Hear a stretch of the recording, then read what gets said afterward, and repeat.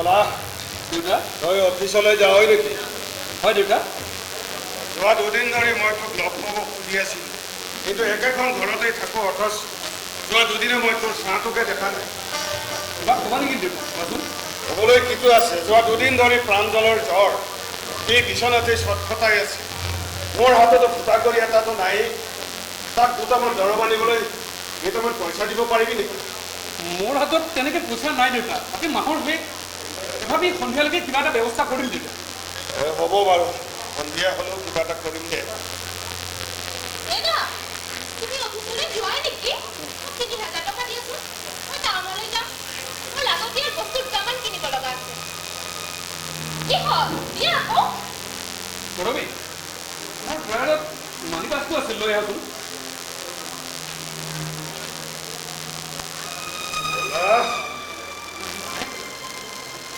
পত্নী হিচাপে তই যি পতিৰ দায়িত্ব পালন কৰিছ, তাত মোৰ বেয়া পাব লগা একো নাই, কিন্তু ঘৰখনৰ বাকী মানুহবিলাকৰ অভাৱ অভিযোগৰ ওপৰত কৰিবি। তোৰ একমাত্ৰ সন্তানটো আজি ৰোগশয্যাত। দেউতাক হিচাপে এই কথাটো সহ্য কৰিব নোৱাৰি দুটা দৰৱ আনিবলৈ তোক কেইটামান পইচা বিচাৰিছিল। সেই পইচাখিনি দিয়াৰ কাৰণে তই অকণমান ইচ্ছাই নকৰিলি। মইচোন কৈছোৱে সন্ধিয়ালৈকে কিবা এটা ব্যৱস্থা কৰিম বুলি। আৰে সন্ধিয়ালৈ তই কোৱাৰ দৰে মই প্ৰাঞ্জলৰ বেমাৰটো ৰাখি থব নোৱাৰো নহয়। বিপদত পৰিলেহে ক'তটো মানুহক সহায় কৰে। তইতো মোৰেই সন্তান, তোমাৰ সহায় নাই।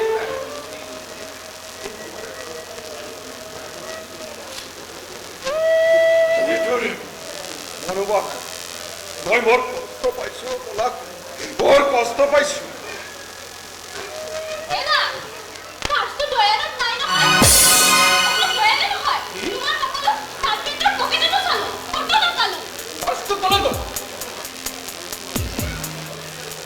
বুহাৰী এই ভালকে চোৱা, ৰুমতে কৰবাত কৰিছে চাগৈ, এনেই হলেও চিন্তা নকৰিবা।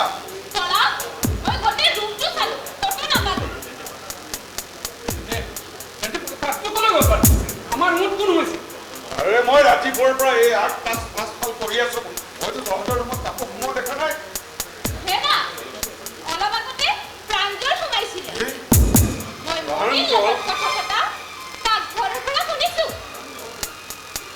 দেউতাইচোন কৈছে সি বোলে বিচনাতে আছে, তাৰ বোলে জ্বৰ।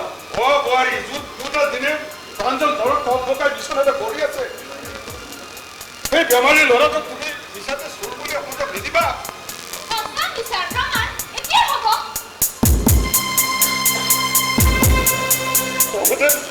তহঁতে এই বেমাৰী ল'ৰাটোক মিছাতেই চোৰ সদায়। তাক মই চোৰ বুলি কোৱা নাই দেউতা, কিন্তু তুমি কোৱাৰ দৰে সি বিচনাতে পৰি নাথাকি সি মণিৰ লগত লেকচাৰ মাৰি আছে, মই সেইটোহে কৈছো। কি হৈছে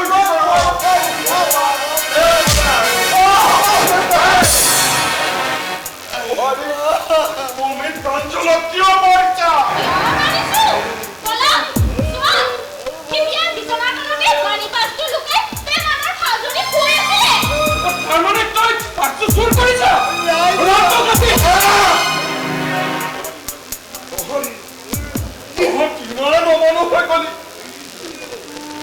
দুদিন জ্বৰত পথ পকাই থকা ল'ৰাটোক তেনেকৈ অপবাদ দিবলৈ তহঁতৰ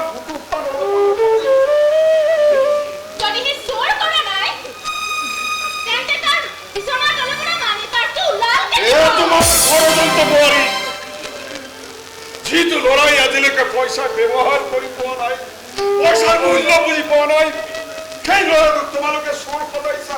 ইমান নিকৃষ্ট ষড়যন্ত্ৰ তোমালোকৰ।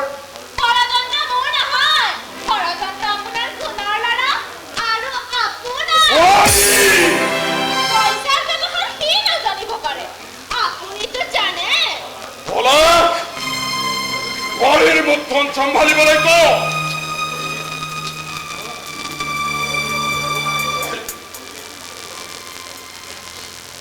তেনেকৈ কবলৈ নিদিবি।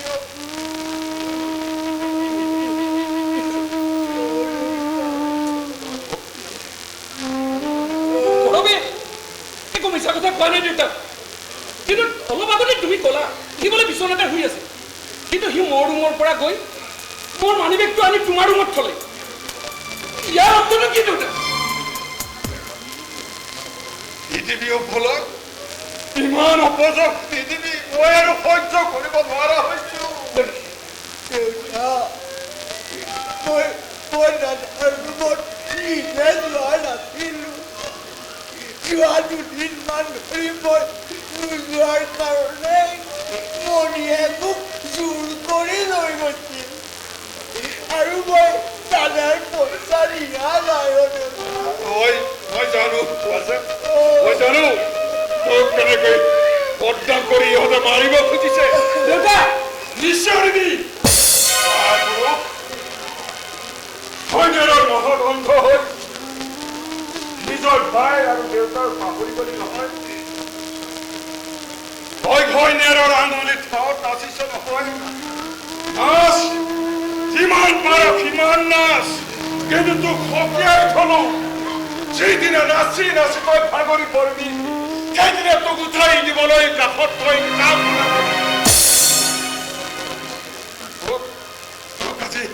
তোক আজি মোৰ সন্তান বুলি কবলৈ লাজ লাগিছে বৰফ ঠিক আছে মোক যদি সন্তান বুলি ক'বলৈ তোমাৰ লাজেই লাগিছে তেন্তে ঘৰখনৰ অভাৱৰ সময়ত অলপ আগতে ইয়াৰ চিকিৎসাৰ বাবে দৰকাৰ হওঁতে হাত পাতিবলৈ তোমাৰ লাজ বৰকত যায়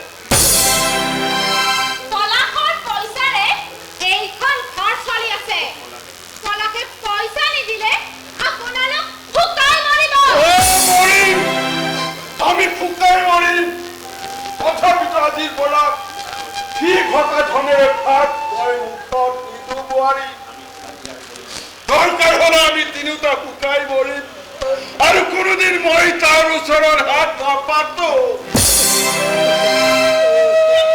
অহংকাৰ চোৱা বেটা কি শুনি আছা ভিতৰলৈ ব'লা মই অহংকাৰ কৰিছো কাৰণ মোৰ সত্তাৰ ওপৰত বিশ্বাস আছে কিন্তু তোমালোকৰ নিজৰ সত্তাৰ ওপৰত অলপ বিশ্বাস নাই বোৱাৰী আৰু কি জানা তুমি যাক লৈ আজি অহংকাৰ কৰিছা সেইটো পলাশ মোৰেই সন্তান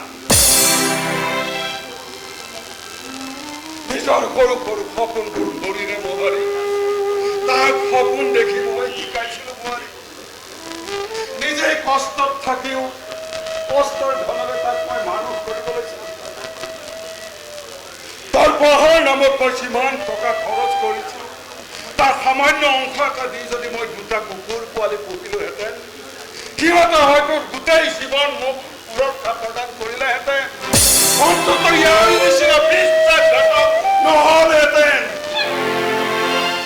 ইমান কথা শুনাব নালাগে দেউতা তই মোৰ পঢ়াৰ নামত কিমান টকা খৰচ কৰিছা মই আজি সন্তানলৈ ঘূৰাই দিম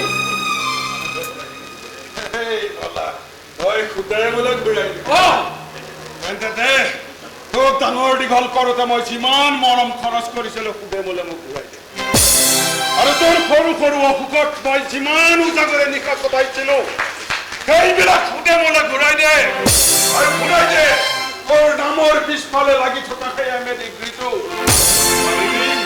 পাৰিবি ঘূৰাই দিব সেইবিলাক কিবা উভতাই দিয়া বস্তু নেকি আৰে উভতাই যদি দিব নোৱাৰ তেন্তে অহংকাৰ কিয় কৰিছ মোৰ ঋণ পৰিশোধ কৰিম বুলি মিছা আস্ফালন কিয় কৰিছ হ'ল পলাশ তোক আজি মই এটা কথা সকীয়াই থলো ভৱিষ্যতে যাতে এই প্ৰাঞ্জলৰ ওপৰত তই আৰু কেতিয়াও হাত কাৰণ প্ৰাঞ্জলৰ ওপৰত উঠোৱা হাতখন ভাঙিবলৈ এই অনিৰুদ্ধ বৰুৱাৰ এতিয়াও শক্তি আছে আজিৰ পৰা প্ৰাঞ্জল আৰু পাপনিৰ দায়িত্ব তহঁতে ল'ব নালাগে সিহঁতৰ দায়িত্ব ল'বলৈ এতিয়াও অনিৰুদ্ধ বৰুৱা জীয়াই আছে